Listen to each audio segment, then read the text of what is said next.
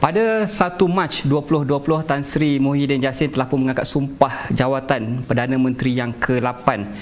Ketika itu, Tan Sri Muhyiddin Yassin, Presiden Bersatu, memimpin PN yang dianggotai oleh Bersatu, UMNO, PAS, GPS dan JRS di Sabah dan Sarawak.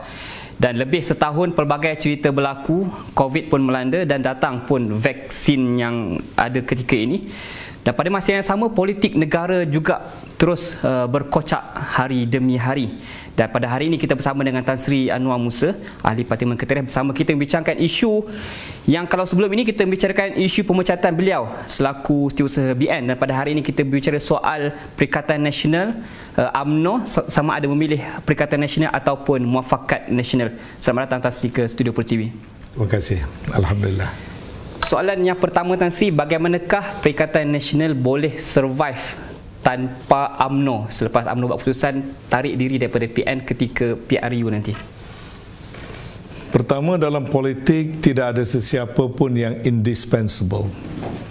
Kalau kita merasakan diri kita sebagai satu faktor yang menentukan segala-galanya, saya rasa kita akan melakukan kesilapan. Sebab politik ini satu perkara yang dinamik. Kita hanya boleh membaca apa yang ada di hadapan kita. Tetapi kemungkinan lain itu ada berbagai-bagai. Tidak ada sempadan dia. Jadi kalau kita, apa yang saya istilahkan sebagai superiority complex, satu perasaan besar diri, itu harus dielakkan. Mana-mana juga parti boleh survive dalam mana-mana pilihan raya berdasarkan kepada strategi-strategi yang diambil dalam keadaan-keadaan yang berbeza. Sekiranya PAS memilih UMNO, artinya Bersatu akan tinggal keseorangan bersama dengan gerakan dan sebagainya lah. Jadi bagaimana kemungkinan itu memperlihatkan kedudukan? Itu langsung tidak ada kemungkinan. Saya fikir ada satu kesilapan kalau diandaikan UMNO PAS akan memilih UMNO. Untuk apa? Semua parti-parti politik ini, kita mesti terima realiti, mereka memikirkan apa option terbaik bagi diri mereka.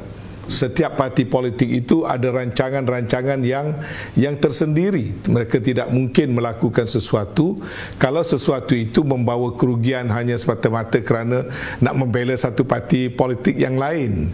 Jadi itu tidak mungkin berlaku kerana kita tahu parti PAS adalah anggota kepada Parti Perikatan Nasional. Mereka menjadi ahli, berbeza dengan UMNO. UMNO bukan ahli Parti Perikatan Nasional.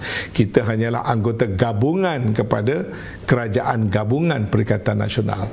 Jadi teori ini saya rasa tidak perlu kita membuang masa dengan memikirkan bahawasanya UMNO dan PAS itu menjadi satu gagasan yang mungkin meninggalkan Perikatan Nasional. Pada ramalan saya, pada hemat saya, itu tidak mungkin berlaku. Jadi apa untungnya UMNO menarik diri daripada PN? UMNO belum membuat keputusan yang muktamad soal menarik diri daripada PN kalau dalam konteks pilihan raya. Dalam konteks kerajaan sekarang, keputusan Majlis Tertinggi adalah jelas, kekal berada bersama-sama dalam Kerajaan Perikatan Nasional. Cuma yang kita dengar baru-baru ini adalah satu keputusan, itu pun ada pertikaian. Ada kata keputusan tidak begitu, ada kata Presiden guna kuasa veto. Itu Allahualam, kerana saya tidak berada dalam mesyuarat Majlis Tertinggi. Tetapi keputusan untuk UMNO sama ada berada bersama Perikatan Nasional dan pilihan raya akan datang atau tidak bergantung pada beberapa perkara. Pertama, bilakah pilihan raya itu diadakan? Tahun ini, tahun depan, 2023. Tempoh itu kemungkinan berbagai-bagai perkara berlaku, mungkin berubah. Yang kedua, siapa yang memimpin pada ketika itu? Di saat pilihan raya berlaku besok, siapa yang memimpin UMNO? Kerana pemimpin itu sendiri boleh mencorakkan keputusan ataupun satu-satu dasar yang diputuskan. Artinya surat yang diterima oleh Bersatu daripada UMNO bahawa akan keluar ketika PRU akan datang, surat itu ketika ini kita andaikan ia belum muktamad, keputusan pada itu belum saya muktamad? tidak muktamad. Dalam politik tidak ada apa perkara yang muktamad. Baru-baru ini Naib Presiden Datuk Seri Ismail Sabri memberi gambaran bahawasanya tidak mustahil. Misalnya selepas PAU yang akan datang ini, barangkali ada lagi perubahan-perubahan yang tertentu, ataupun di masa-masa yang lain kalau ada pemilihan dalam UMNO misalnya, kalau berubah pimpinan misalnya. Jadi oleh kerana kita belum tahu bila pilihan raya itu diadakan, sebab tu saya sendiri pun merasa heran kenapa perlu buat satu kenyataan dalam keadaan belum tahu pun lagi pilihan raya itu bila datangnya. Itu semacam kita telah meletakkan kita pada satu posisi yang disadvantage kerana kita telah membuat keputusan sebelum sampai masanya. Baik, artinya Tan Sri sendiri mempertikaikan isi kandungan surat tersebut? Saya tidak mempertikaikan. Kandungan surat itu adalah jelas apa yang nak dipertikaikan. Cuma saya fikir daripada segi kebijaksanaannya, kita nampak ada macam satu percanggahan. Di satu pihak kita kata kita duduk kekal dengan kerajaan ini. Bila kita kekal dengan kerajaan ini, kita mestilah suasana permuafakatan, suasana berunding, suasana bekerja, bersahabat, bermuafakat dan sebagainya. Pada masa yang sama kita dah mengumumkan bahawasanya bila datang pilihan raya, perkara itu stop. Jadi ini satu dilema yang menyebabkan ahli-ahli di bawah pun rasa ke mana kita nak bekerja sama sekarang. Mungkin orang dah mula menjauhkan diri daripada kita sebab dah tahu kita ni nak berpisah. Nak beri kuasa pada kita sekarang, bagaimana nak bagi kuasa sedangkan kita tahu UMNO seolah-olah nak akan berlawan dengan pihak yang nak memberikan kuasa atau berkongsi kuasa. Jadi dia tidak memberikan sebarang advantage kepada kita, malah menimbulkan satu bentuk kesamaran, kekeliruan dalam menyusun strategi-strategi untuk masa-masa mendatang. Jadi, tadi Tan Sri menyebut bahawa pelbagai kemungkinan akan berlaku sehingga pilihan raya itu berlaku. Apa-apa boleh jadi. Dari sudut kecenderungan Tan Sri sendiri, apa yang Tan Sri inginkan, harapkan, nak ke mana sebenarnya? Basic saya mudah saja. Daripada awal lagi saya menyatakan politik negara kita ini memerlukan kepada suatu kestabilan. Dan kestabilan politik negara kita ini mesti dipimpin oleh kelompok teras, orang Melayu dan umat Islam. Dan dia mesti dimulakan dengan penyatuan Melayu, penyatuan orang Islam. Kalau orang Islam, orang Melayu berpecah belah, tidak akan ada kestabilan. Kalau politik parti-parti Melayu berpecah belah, tidak akan ada kekuatan. Dan apabila tidak ada kekuatan daripada kelompok teras, yakni orang Melayu dan orang Islam, artinya kita membiarkan politik negara kita mungkin diuruskan dengan kita bukan menjadi faktor penentunya. Sebagai pribumi, sebagai penduduk majoriti, sebagai penduduk asal, orang Melayu dan orang Islam mesti mengambil peranan kebertanggungjawaban untuk memimpin, bukan untuk dipimpin. Tetapi dalam sistem demokrasi berparlimen, untuk kita memimpin, kita mesti terlebih dahulu mempunyai kekuatan.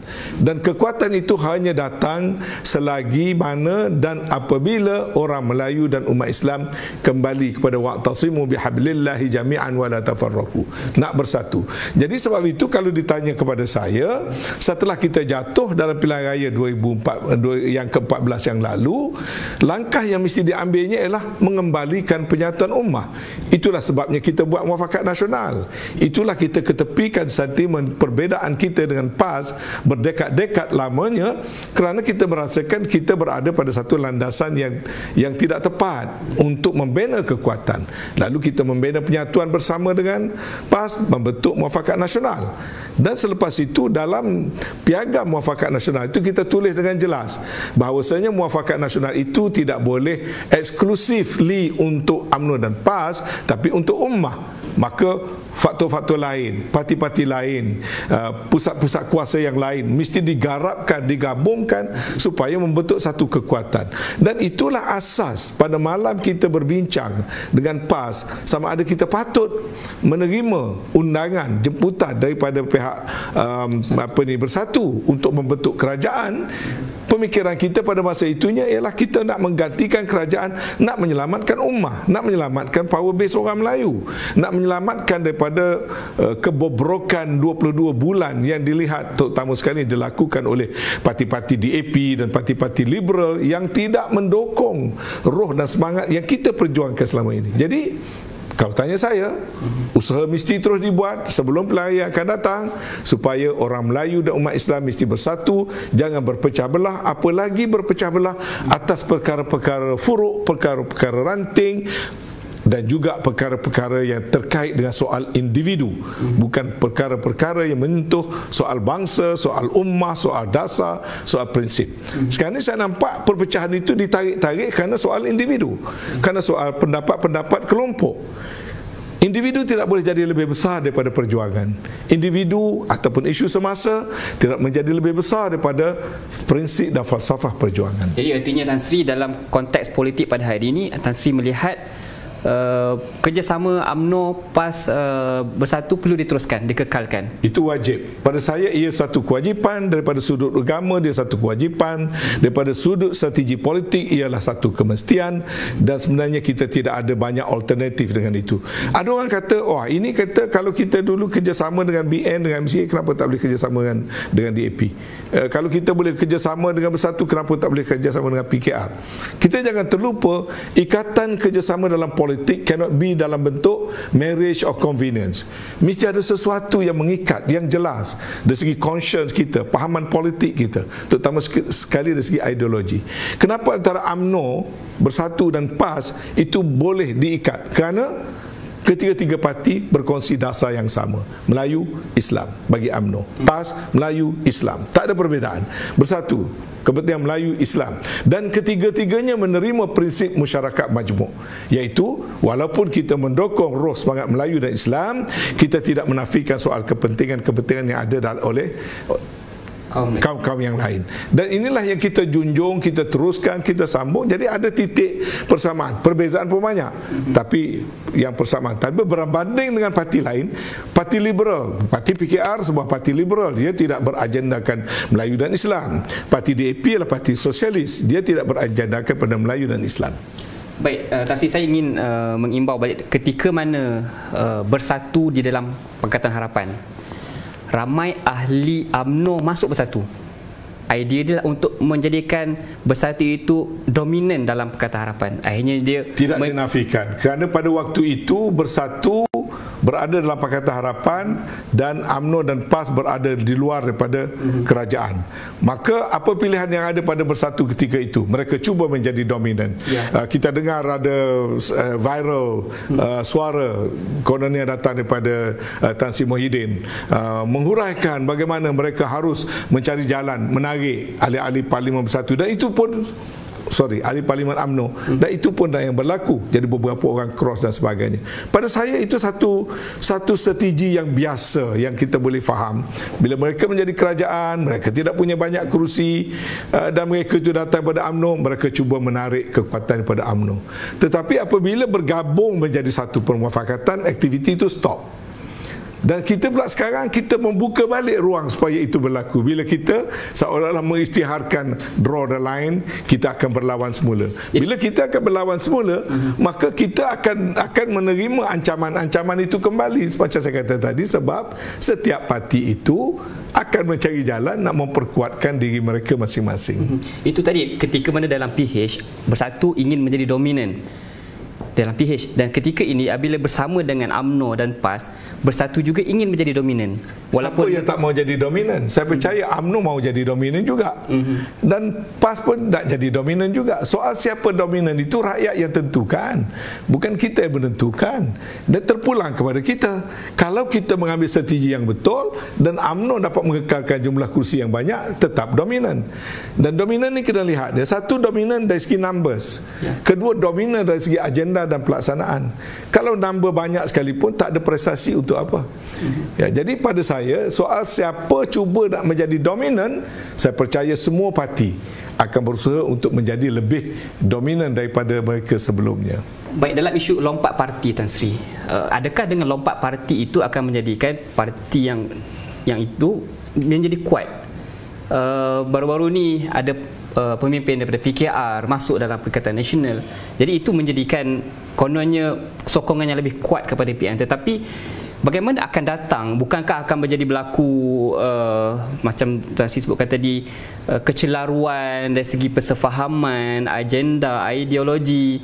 Secara idealnya kita tidak patut menggalakkan lompat parti, kerana dalam sistem negara kita ini kita bertanding atas dua perkara. Pertama, atas logo parti yang memberikan kebenaran kepada kita. Jadi kemenangan kita tu bukan kerana individu kita. Kalau kita dah ambil dada kita menang kerana diri kita, pada saya silap. Sebab sebahagian daripadanya adalah kerana parti yang kita wakili. Tapi pada masa yang sama, sistem dalam negara kita juga, selain daripada kita bertanding atas nama parti, kita juga carry nama kita sendiri.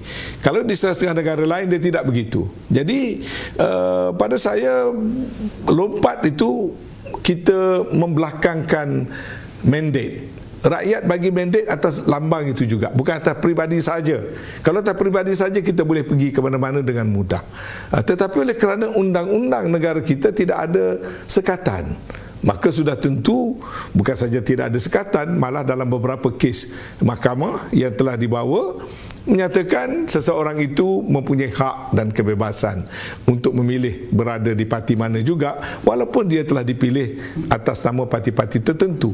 Jadi selagi undang-undang ini tidak diubah, proses bertukar parti ini akan terus berlaku kerana banyak faktor di sebalik seseorang itu berpindah parti politik. Setuju ataupun tidak keadaan itu berlaku? Saya tidak setuju. Pada saya, kita memikul amanah apabila kita bertanding dan kita menang atas nama satu-satu parti. Sama ada kita jatuh, kerajaan jatuh, kita jadi pembangkang, kita sepatutnya ada dignity, ada maruah untuk kita mempertahankan apa yang kita perjuangkan. Kalau Tan Sri sebut itu, dia memberi kesan kepada contoh Azmin yang keluar PKR. Betul saya kata, tapi ada sebab-sebab lain. Macam Azmin, dia ada sebab-sebab dia.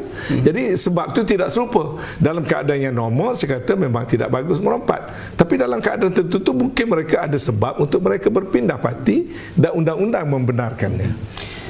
Soal beli, jual beli, maksudnya kita nak tarik dia masuk kat kita, kita beli dia. Itu patutnya diserah pada SPRM, itu patut diambil tindakan. Menjual beli itu rasuah. Itu bukan soal lompat parti lagi dah. Kalau ada terbukti berlaku itu kerana soal-soal sogokan dan dia bercanggah dengan undang-undang, tindakan undang-undang harus diambil. Ada dengan bunyi-bunyi? Siapa-siapa kita tak pakai dengan bunyi-bunyi ni, kita nak fakta. Baik Tan Sri, Tan Sri sendirilah, sekiranya, mungkin Tan Sri tak suka saya sebut sekiranya, andainya, tak apa, saya sebut juga, sekiranya lah berlaku keadaan UMNO betul-betul tarik diri daripada Perikatan Nasional, Tan Sri sendiri akan berada di mana? Sama ada kekal dalam UMNO juga ataupun berlompat kepada... Soalan memang tak relevan. Tanggungjawab kita sekarang ini sebagai ahli parti yang bertanggungjawab, kalau kita berada dalam situasi berbeza pendapat. Pada itu bagi saya sekarang, jiwa saya tenang, saya tidak ada mengelabah. Ada orang setuju cara saya, ada juga yang tak setuju. Tapi kita kena ambil objektif kita, tujuan kita berjuang dalam sesebuah parti. Conscience kita itu lebih penting. Sebab itu bagi saya tak ada soal sekiranya begini maka nak jadi begini. Itu kita rancang untuk diri kita. Tapi kita berada dalam saf perjuangan. Saya mesti menyampaikan mesej atas apa yang saya percaya. Saya percaya orang Melayu jangan berpecah. Saya percaya UMNO akan lebih terjamin kemenangannya kalau kita bermuafakat. Saya percaya UMNO harus memain peranan memimpin penyatuan Melayu, bukan mufarakah daripada penyatuan Melayu yang kita bina dengan keringat dan air mata. Jadi semasa kita masih berada dalam perjuangan itu, bagi saya, peranan saya akan meneruskan usaha-usaha saya akan terus bercakap dengan kawan-kawan, saya akan terus beri pandangan tanpa ada sikap personal ataupun ada ambil pendekatan-pendekatan yang tidak wajar. Jadi pada saya akan terus berusaha menggunakan platform dalam parti dengan saluran yang betul, dengan kaedah yang betul, dengan nawaitu yang betul, bahawasanya UMNO dan saya sendiri yang berada dalam UMNO harus memimpin penyatuan ummah. Baik, dalam PH juga ada orang Melayu, Tan Sri. Ya. Jadi kemungkinan seperti yang berita mengatakan bahawa UMNO ada deal dengan PKR, dengan PH, itu juga satu kemungkinan, Tan Sri. Apa pandangan Tan Sri? Kita tidak bercakap tentang orang Melayu. Kalau kita bercakap tentang orang Melayu, orang Cina, itu racism. Ini bukan perkara yang berkaitan dengan soal perkauman atau soal rasism. Kita bercakap tentang roh dan tanggungjawab perjuangan, ya. Sebab itu bukan soal Melayu tidak Melayunya, tetapi orang panggil falsafah dan juga matlamat perjuangannya. Betul dalam PH betul ada orang Melayu, dalam DAP pun ada orang Melayu. Bukan saja PH. Jadi bukan soal orang Melayunya, tapi ideologi partinya apa. Kalau ideologi DAP itu memperjuangkan kesamarataan ala sosialisme, dia bercanggah dengan perjuangan UMNO. Perjuangan UMNO bukan soal kesamarataan, sebab Islam bukan menganjurkan hanya soal kesamarataan. Islam memperjuangkan keadilan, letak benda biar kena pada tempatnya. Walaupun orang Melayu, orang Cina sama-sama warga negara, tapi hak orang Melayu jangan dipertikaikan. Walaupun agama Islam itu satu pada agama lain juga adalah agama yang bebas diamalkan, tetapi kedudukan Islam dalam konteks negara kita mesti kekal sebagai agama resmi yang tunggal. Begitu juga bahasa, budaya dan sebagainya. Jadi para sosialis dia nak samakan semua ni. Sebab tu DAP itu dia ber-PL begitu. Tetapi kita memperjuangkan benda yang sangat asas, iaitu dalam negara ini ada sejarahnya, ada social contract-nya, dan apa lagi bagi kita orang Melayu, orang Islam, ada perkara-perkara yang kita mesti mempertahankannya. Tidak salah soal nak mempertahankan keutamaan bahasa kita dan sebagainya dalam tanah air kita. Kawan-kawan kita yang berasal dari tanah besar Cina pun memperjuangkan bahasa budaya mereka setelah mereka tidak berada lagi di tanah besar Cina.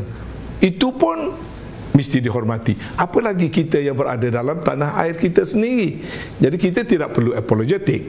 Jadi parti-parti politik, walaupun ada orang Melayu di sana, tapi bukan orangnya, soal dasar perjuangannya. Sebab bila dasar berbeza, bila kita gabung, dia akan sampai pada titik akan berlaku percanggahan. Itulah yang dialami oleh Bersatu, yang membawa roh semangat UMNO dalam diri mereka setelah mereka keluar pada Bersatu. Kalau dia duduk dengan DAP, dia duduk dengan Pakatan Harapan, dia mengalami pertembungan yang besar yang menyebabkan akhirnya mereka terpaksa pecah. Begitu juga PAS mencuba untuk menjadi kawan kepada DAP dengan berbagai-bagai alasan. Waktu PAS nak berkawan dulu, tapi tak dapat dielakkan. Pertembungan berlaku kerana mempunyai ideologi yang berbeza-beza. Jadi saya berpegang kuat pada itu. Dalam soal kerjasama politik, dalam hal-hal tertentu barangkali boleh antara apa-apa juga parti, tapi kalau dalam bentuk nak membentuk, nak mendukung kerajaan dengan bergabung, ia adalah satu formula yang pasti gagal. Walaupun saya nak ada pandangan yang mengatakan bahawa bagus je UMNO dengan DAP, UMNO dengan PH kerana nombor itu ada. Nombor itu mampu mengalahkan. Bagi setiap orang, politik adalah hanya nombor saja. Tapi kalau nombor pun ada tetapi perjuangannya tak sampai, apa maknanya? Adakah kita berjuang ni hanya kerana nak cukupkan nombor untuk berkuasa, atau apabila berkuasa kita nak menunaikan apa yang kita perjuangkan? Kalau just kerana nak cukup kuasa, memanglah tolak sini campur sini, tolak sini campur sini. Oh, UMNO boleh menang 70 kursi misalnya, kita kata PKR boleh menang 40 kursi dan 110 campur dengan kawan-kawan di Sarawak, boleh buat kerajaan juga. Dengan apa lagi kalau campur dengan DAP. Tapi pada saya, politik yang kita perjuangkan ini bukan hanya soal arithmetic, bukan hanya soal numbers. Soal sama ada platform yang kita dokong itu nanti boleh menjadi platform yang menjayakan apa yang kita perjuangkan. Kalau mereka awal-awal lagi tolak tentang kedudukan orang Melayu, orang Islam, tentang apa penerimaan kita terhadap fahaman komunisme dan sebagainya, kita gabung juga, akhirnya kucing tetap kucing, harimau tetap harimau. Walaupun harimau diberi makan ikan, harimau akan kekal sebagai harimau. Baik, saya kita beralih kepada isu PAS dalam Mufakat Nasional dan juga Perikatan Nasional. PAS berkata sebentar siang tadi Tuan Ibrahim Tuaman mengatakan pasti ada cahaya di hujung terowong bagi UMNO dan bagi Bersatu. Sejauh manakah PAS boleh dudukkan, semejakan antara UMNO dengan Bersatu ni? Setakat ini tak ada masalah. PAS dengan UMNO tu macam saya kata tadi, sebab latar belakang pegangan itu sangat-sangat ada persamaan. Tinggal lagi PAS tak ada masalah-masalah peribadi dengan kawan-kawan dalam Bersatu.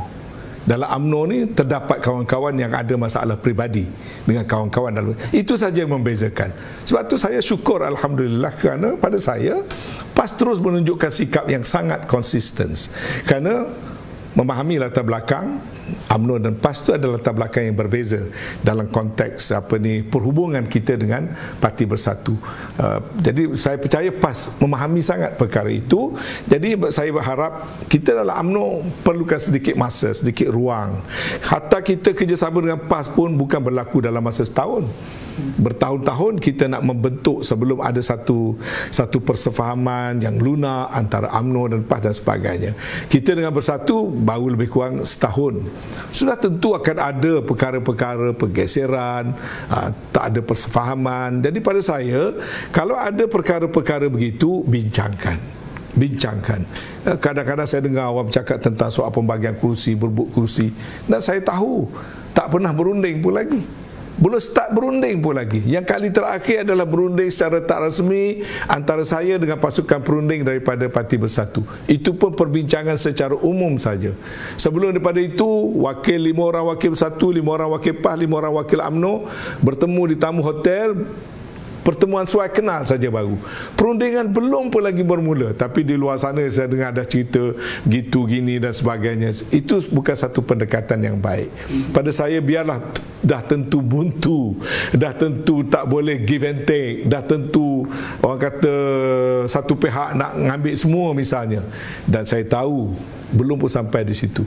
Sejak jawatankuasa berunding ditukarkan, saya dan Datuk Ismail Sabri dikeluarkan, kemudian diganti dengan beberapa tokoh baru yang berada di luar kerajaan, saya tahu belum pun lagi ada perundingan secara terperinci.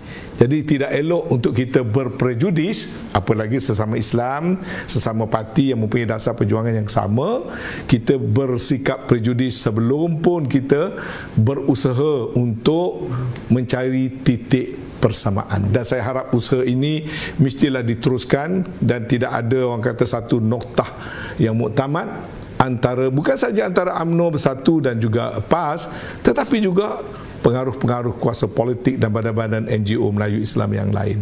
Mesti buka pintu kepada perundingan, perbincangan, musyawarah, syura untuk tujuan yang lebih besar tadi adalah penyatuan ummah. Jadi bagi Tan Sri melihat kepada agenda penyatuan ummah tadi ni, sebenarnya susah sangat ke orang Melayu kita nak bersatu? Nak duduk semeja, nak bincang bahagi, contoh Tan sebut belum bahagi kerusi dah mula bergaduh. Memang susah sangat ke kita ni orang Melayu nak bahagi? Sebenarnya kerusi memang agak susah. Sebab itu bangsa Arab gagal sampai sekarang. Orang Arab ni kalau nak kirakan, bahasa yang sama, agama yang sama dalam kelompok Arab. Kalau orang Eropah tu bangsa Jerman, bangsa Inggeris, bangsa Perancis, bangsa Belanda, bercakap bahasa lain-lain, tapi orang Eropah boleh bersatu, membentuk kuasa ekonomi, membentuk kuasa kebudayaan dan sebagainya yang besar. Tapi orang Arab, satu bangsa, satu agama, satu bahasa, susah nak bersatu. Maka kalau begitu dihadapi oleh orang Arab, apalagi juga dengan orang Melayu. Jadi kalau tanya susahkah, jawabnya memang tidak senang. Itulah cabarannya. Kerana benda itu susahlah, dia tak akan terjadi dengan sendiri. Kerana benda itu susahlah, kita pemimpin kena berusaha. Kerana dia susahlah, kita kena berjiwa besar. Kerana dia susahlah, kita kena ada tempat rujuk, kembali pada Al-Quran, kembali kepada Al-Sunnah. Apa yang diajarkan kepada kita sebagai orang Islam, ada kaedah supaya kita menjaga tali perhubungan antara sesama orang Islam. Maka dari segi politik pun begitu. Kalau kita boleh dipecah belahkan oleh orang lain, kita tahu kita dah 446 tahun orang Melayu ini, orang Islam ini di tanah air kita sendiri, di bawah dasar divide and rule. Kita dijajah oleh Portugis, dijajah oleh Belanda, dijajah oleh Inggeris, dijajah oleh Jepun, dijajah oleh Siam. 400 tahun lebih, 7 keturunan. Kita hilang kekuatan, tidak ada keupayaan nak bina negara, walaupun kita berada dalam satu tanah air kita sendiri. Kenapa? Dah digambarkan dalam Al-Quran, kalau kamu berpecah belah, kamu hilang kekuatan.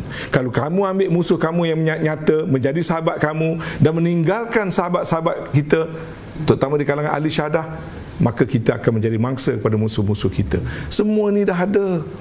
kita saja tak nak kembali kepada prinsip-prinsip yang dah ada. Kita patut bertuah, kita ada garis paduan, kita ada sejarah, kita ada Al-Quran, kita ada panduan, tapi kita sengaja meninggalkan kerana perkara-perkara ranting, perkara-perkara bersifat individu. Baik, Tan Sri menyebut berkali tentang pertikaian individu, masalah individu. Jadi kita terus sebut kepada individu yang saya tulis di sini. Datuk Seri Ahmad Zahid disifatkan sebagai biawak hidup, menjadi beban kepada BN, beban kepada UMNO. Saya fikir tak baik guna istilah-istilah dalam Islam, dalam Al-Quran melarang kita menggunakan perkataan ataupun gelaran yang tidak baik. Walaupun saya tahu itu perumpamaan yang menjelaskan dianggapkan ini sebagai satu masalah. Saya faham, tapi bagi saya adalah kawan rapat Presiden, kami berjuang bersama, kami dalam satu parti, dan saya tidak ada apa-apa personal terhadap Presiden. Jadi kalau kita merasakan ataupun menganggapkan ini sebagai satu biawak hidup, dan saya baca kata mesti meletak jawatan, saya tak setuju. Saya tak setuju. Pertama, Presiden adalah Presiden. Dia satu institusi, mau tak mau UMNO ini telah dipimpin, didokong di bawah pimpinan beliau. Saya membantu sikit-sikit, jasanya banyak, jangan kita nafikan. Cuma tinggal lagi perbezaan pendapat, perbezaan dalam strategi politik. Ya, jadi kebetulan sekarang ini perbezaan pendapat saya dengan Presiden itu besar. Tapi tidak perlulah sampai kita meletakkan satu label yang pada saya tidak wajar. Pada Datuk Zahid ada kekuatan tertentu, ada kelebihan-kelebihan tertentu, dan atas perbezaan pemikiran itu kita doakan, kita cari satu titik pertemuan. Belum lagi satu keadaan yang orang kata dah beyond repair dan sebagainya. Pada saya hanya satu perjalanan, dan jangan terperanjat kalau satu masa ke depan ini UMNO membuat satu keputusan yang Presiden kena ikut, ya, whoever Presiden pada masa itulah, termasuk Datuk Seri Zahid. Makilah kan sampai titiknya. Tapi kalau kita dah labelkan begitu, kita dah capkan begitu, pada saya tidak begitu tepat. Tapi dalam penulisan itu saya faham maksudnya digambarkan adalah kononnya Datuk Seri Zahid itu adalah punca kepada masalah. Itu semua satu pandangan. Dan tak semestinya saya mempunyai pandangan yang sama. Saya tidak bersetuju. Saya masih perbezaan pendapat di kalangan sahabat telah banyak digambarkan dalam Al-Quran, bagaimana perbezaan pendapat selepas kewafatan Rasulullah SAW memang sentiasa ada. Tapi ada jalan keluarnya, insya-Allah. Baik, adakah Datuk Seri Zahid akan buat satu keputusan baru pula selepas ini sehingga runtuhnya kerajaan PN sebelum tamat tempoh? Saya kata politik ni macam bersilat. Kalau kita atur strategi nak jatuhkan orang, kita cuma tahu kita punya, kalau bahasa silat, buah, ataupun kita punya pukulan. Kita tak tahu pukulan sebelah lawan. Jadi satu benda kita kena jaga, jangan kita underestimate orang. Jangan kita andaikan cara kita saja boleh berlaku tanpa kita cuba memikirkan di sebelah sana apakah perkara yang boleh mereka lakukan. Pada saya, nak jatuhkan satu kerajaan yang terwujud tidak mudah. Apalagi kalau strategi kita kurang bijak. Kita dah buka semua trump card kita awal-awal, maka orang lain boleh prepare lah alternatif pendekatan. Jadi pada saya, Datuk Seri Zahid ataupun kita dalam UMNO tidak harus ambil pendekatan begitu, kerana itu boleh menghancurkan kita. Sebab kalau kebetulan pihak yang kita tolak itu mendapat satu formula yang mungkin kita terpelanting keluar langsung daripada arus kuasa, jadi rugilah. Pada saya, kita hendakkan parti-parti Melayu itu berada dalam tampuk kekuasaan berasaskan pada prinsip sharing tadi. Jadi artinya Tan Sri melihat kerajaan PN pada hari ini berada dalam keadaan yang selamat, secure, sehingga paling kurang sampai akhir Ogos. Saya tidaklah kata selamat, tapi tidak mudah untuk kita nak jatuhkan sebuah kerajaan di bawah sistem yang ada dalam negara kita. Bagi sesiapa yang memahami sistem yang telah kita wujudkan, kita memang tidak membenarkan ataupun tidak memudahkan proses jatuh-menjatuh itu berlaku secara sewenang-wenangnya, ya. Macam seorang Perdana Menteri misalnya, sitting Prime Minister, kalau kita nak jatuhkan beliau, itu ada satu kaedah-kaedah tertentu yang tidak mudah. Seorang jadi presiden parti, kata jadi presiden UMNO, nak jatuhkan dia daripada kedudukan dia dalam undang-undang pertubuhan negara kita juga tidak mudah. Jadi Saya fikir UMNO tidak harus meletakkan diri kita dalam kedudukan nak menjatuhkan satu pihak yang lain, kerana yang penting kuasa sebegitu kita kena beri pada rakyat. Kalau kita menjatuh satu sama lain, rakyat akan benci dengan kita, kerana rakyat melihat kita ni tidak fokus kepada delivery, tidak fokus kepada agenda rakyat. Kita berpolitik terlalu berlebihan. Mungkin kita boleh jatuhkan kerajaan, tapi lepas itu kita kena kembali kepada rakyat. Kalau rakyat tak menyukai cara kita akan jatuh lagi sekali. Sebab itu pada saya yang penting, bila proses sudah berjalan, kerajaan sudah terbentuk macam ada sekarang, elok kita tumpukan kepada agenda rakyat. Sebab di luar sana rakyat, tambahlah keadaan sekarang, banyak perkara yang harus kita berikan perhatian, dan harapan di luar sana banyak kepada kita.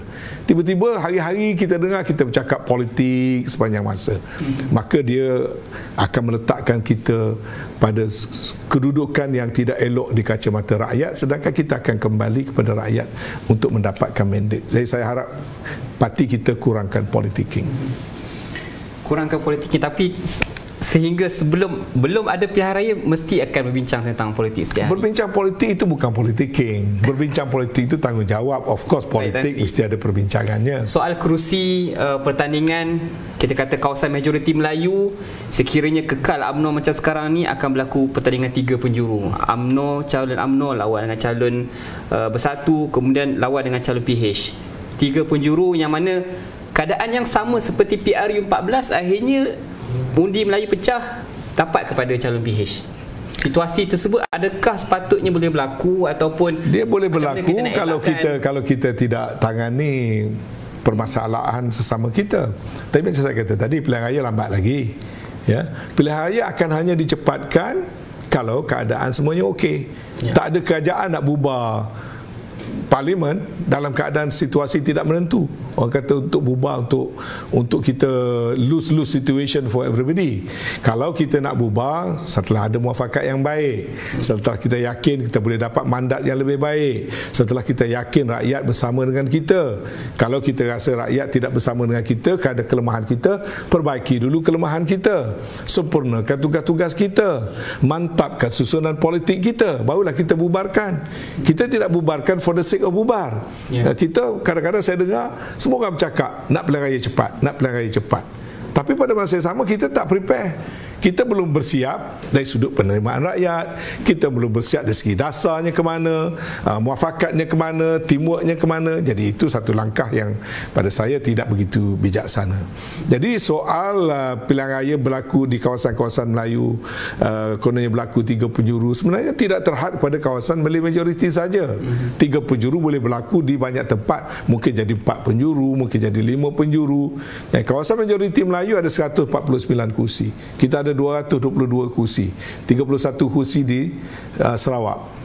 Kawasan-kawasan yang bakal ditandingi oleh Barisan Nasional potensi dan rakan-rakannya ada 191, ya. Tapi kawasan majoriti Melayu itu ada 149.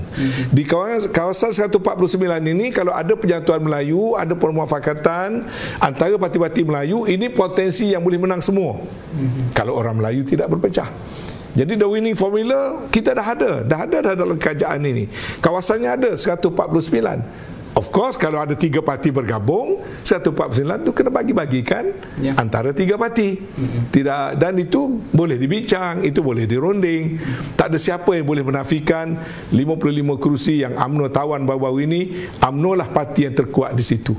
Maka harus dipertimbangkan supaya UMNO bertanding kalau bermuafakat. Semua orang tahu, saya lagi lebih-lebih lagi tahu, saya sudah buat analisa, ada lagi 11 kursi yang UMNO walaupun kalah, PAS kalah, tapi UMNO lebih tinggi pada PAS, dan kalau gabung dengan UNI PAS kita boleh menang lagi 11, yang mana PAS pula lebih pada UMNO, ada lagi 6 kursi, dah jadi 16. Dan kita tahu ada 18 kursi yang PAS menang sekarang, kita bantu PAS pertahankan 18. Dia boleh campur lagi 6-7 kursi yang pasti menang, PAS boleh menang sekurang-kurang 25 kursi. UMNO 55 campur 11, UMNO boleh menang 66 kursi. Masih belum habis lagi, ada lagi kursi-kursi lain yang mungkin boleh pertimbang pada Bersatu. Jadi kalau kalau kita duduk secara objektif begitu, yang pentingnya permuafakatan itu dapat membawa kejayaan, maka insya-Allah, dan saya fikir itu masih boleh kita usahakan. Pembahagian kerusi boleh menjadi faktor penyatuan, dan juga bagi saya pembahagian kerusi juga menjadi faktor perpecahan. Ada kerusi yang UMNO dah menang ketika PRU14, tetapi calon UMNO tersebut berpindah kepada Bersatu. Akhirnya nak ambil dekat siapa tu? UMNO ke Bersatu? Itulah tempat kena berunding. Secara asasnya, siapa yang menang kursi itu dulu, dia pertahankan, sebab tentu dia ada kekuatan di situ. Walaupun dia dah tukar masuk Bersatu. Tak boleh lah tukar Bersatu, tapi kursi itu kursi UMNO. Jadi kalau kursi UMNO, first option mesti diberi pada UMNO. Tetapi bila kata berunding, mungkin ada give and take. Barangkali ada kerusi yang dimenangi oleh Bersatu dulu yang boleh diberi untuk UMNO bertanding. Sebagai contoh, katakanlah Langkawi, ya, ataupun Kubang Pasu, ataupun Jerlun, ataupun Muar, ataupun Seri Gading, ataupun Simpang Renggam. Ini kerusi yang dulunya dimenangi oleh Bersatu, tapi ahlinya sudah pergi ke lain. Barangkali di tempat itu kita duduk baik-baik, siapa bertanding lebih mudah nak menang, mungkin UMNO boleh ambil yang itu. Tapi secara dasarnya, kerusi yang dimenangi oleh UMNO, 55 kerusi itu perlu dipertahankan oleh UMNO. Tapi bukanlah rigid. Itu biarlah presiden dengan presiden duduk berunding lah. Yang pentingnya mesti menang, ya. Jadi saya bayangkan keadaan sekiranya pembahagian kursi macam tu berlaku, sudah tentu majoriti atau dominasi berpihak kepada UMNO kerana UMNO lebih ramai. Dan apa salahnya kalau dah UMNO lebih ramai, biarlah bertanding banyak kursi. Keadaan itu akan menjadikan bahawa nanti Perdana Menteri mestilah daripada parti yang paling banyak. Tidak. Jadi semestinya Kerajaan Pakatan Harapan dulu Bersatu hanya ada 13 kursi, dia masih boleh jadi Perdana Menteri. Itu atas dasar persefahaman. Tidak ada masalah. Perkara begitu pada saya boleh dirundingkan. Tak semestinya bila parti itu banyak maka dia mesti ambil kursi Perdana Menteri. Ataupun mungkin konsensusnya kursi terbanyak bagi jadi Perdana Menteri. Kalau dah bermuafakat, kena berunding. Pokoknya berunding. Tidak boleh kata bermuafakat, tapi berpatah arang berkerak rotan. Itu orang tak pakai muafakat. Kalau muafakat, kalau tengok dalam perjanjian Hudaibiyah, Nabi nak masuk ke kota Mekah, lalu dihalang, maka Nabi ambil jalan apa? Adakah dia berpatah arang berkerak rotan dengan Quraisy di Mekah, dengan musyrikin Mekah? Nabi tidak ambil pendekatan begitu. Nabi hantar wakil, duduk berunding. Dan Nabi kelihatan macam mengalah, tak jadi mengerjakan haji, balik dulu ke Madinah. Tapi selepas daripada itu, Nabi datang menawan kota Mekah dengan penerimaan yang baik oleh orang-orang di Mekah. Itu satu iktibar yang kita kena ambil. Jadi prinsip berunding itu harus ada tolak ansurnya. Jadi jangan kita terlalu berkeras, melainkan duduk dan bincang. Itu pada saya antara presiden dengan presiden, perkara itu mudah saja diselesaikan. Mudah ke Tan Sri? Mudah saja diselesaikan. Sebab nanti dia ikut siapa yang jadi Perdana Menteri, kemudian siapa pula jadi menteri-menteri. Mesti ada kuota tertentu. Kota pun boleh diwujudkan, pada saya tak ada masalah. Ya, itulah tugasnya presiden ketiga-tiga parti. Saya yakin mereka ada kebijaksanaan, dan pada saya tak nampak sebagai satu masalah yang besar. Lebih baik bertanding sikit dalam bergabung dan menang banyak, daripada berebut dan bertanding banyak akhirnya menang sikit. Baik Tan Sri, terima kasih banyak atas penjelasan berkenaan dengan survival politik PN dan PN UMNO PAS bersatu demi pilihan raya akan datang yang belum tak tahu lagi bila keadaannya, lambat lagi. Tetapi kita harapkan itulah sebagai seorang Melayu Islam, dan itulah kefahaman kita bahawa sebenarnya orang Melayu perlu bersatu mendapatkan kuasa demi membangunkan negara ini untuk kemajuan umat Islam itu sendiri, orang Melayu itu sendiri, bukanlah untuk orang lain. Tetapi yang kita tak mahu seperti yang sebut tadi ialah perpecahan di kalangan orang Melayu akhirnya diambil kesempatan oleh pihak-pihak musuh. Baik, terima kasih kepada Tan Sri dan pasti kepada anda yang menonton pada malam ini. Kursi Panas berhenti setakat ini. Kita jumpa lagi pada waktu dan masa yang lain. Wabillahi taufiq wal hidayah. Assalamualaikum warahmatullahi wabarakatuh.